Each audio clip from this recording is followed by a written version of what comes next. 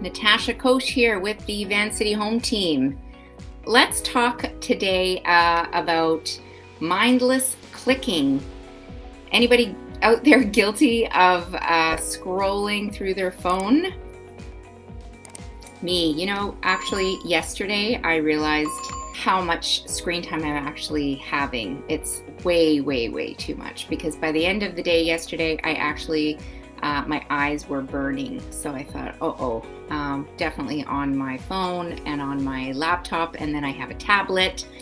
And so I know that this was kind of a problem already before, and now even more so with the pandemic, of course. And I'm sure that those of you that have small children are having a really hard time keeping those guys away from the screen, because a lot of the kids are still doing online schooling. And a lot of people are now transitioning and working from home. So when do you get your social time? We're kind of limited to what we can do socially. So let's jump right in here. I made a few notes. I just want to get them ready here. But I've got about 7 strategies. But basically, the analogy that I thought was quite interesting was by Seth Godin, and he indicated actually that wandering around in a digital swamp, is what he called it, is a pretty common way for us to spend the day nowadays. And so, going from one thing to another, I don't know if any of you get on, your Facebook, and then of course you see an ad and then you move to that ad randomly. Of course, there's something that you've been wanting to buy, and then you move to that. Then you're on Facebook Marketplace searching for those items. And then you don't even remember what you went on there in the first place. So, we wouldn't consider doing that if we were standing in a forest. We wouldn't walk to a tree because it looked interesting, stand there for a minute, and then wander away to another tree and another tree and another tree for hours. But for some reason, it's okay for us to do it on our phones and our tablets. So here is some strategies to help you.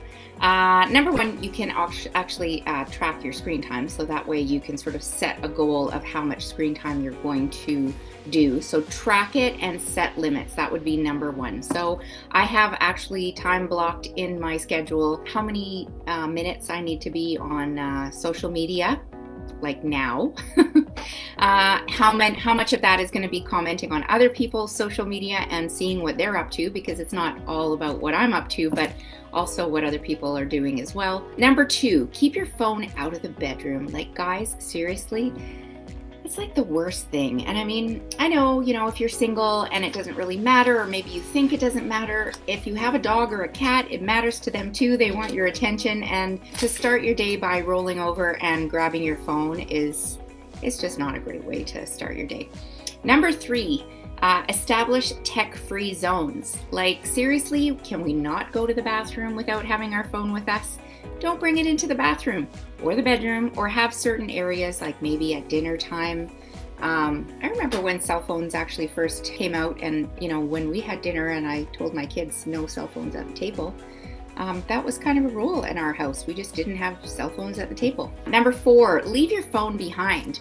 I mean, I sometimes panic when I know that I've left my phone behind, and then I kind of relax and think, well, I remember what I needed at the grocery store, so I'm just going to go to the grocery store and figure it out as I go. Now, the drawback to that is that businesses have now kind of incorporated technology. I, as you know, was just in Mexico, and before I got sick, actually, every restaurant had a QR code for their menu, which drove me nuts because I didn't want to look at my cell phone, and I didn't want to look at the menu on a QR code. But anyway, we won't go there. They will give you a menu if you really gripe about it. And I just said, I'm on holidays, I don't have my phone. Number 5, apps. Do like an inventory of your apps. Do you actually really use all those apps? I know they're really cool, and there's an app for just about everything in the world, but remove all the unnecessary ones. Number 6, switch to grayscale. That will help with your eyes, just like mine were really sore yesterday. So switch to grayscale. And then 7th one is just have face-to-face meetings. So that concludes my Wednesday Wellness for today. Anybody wanting to set an appointment to meet a fabulous realtor face-to-face for a real coffee, reach out to me anytime. I hope you enjoyed this Wednesday Wellness. It's my favorite day of the week. Stay healthy and stay well, and we'll see you again next week.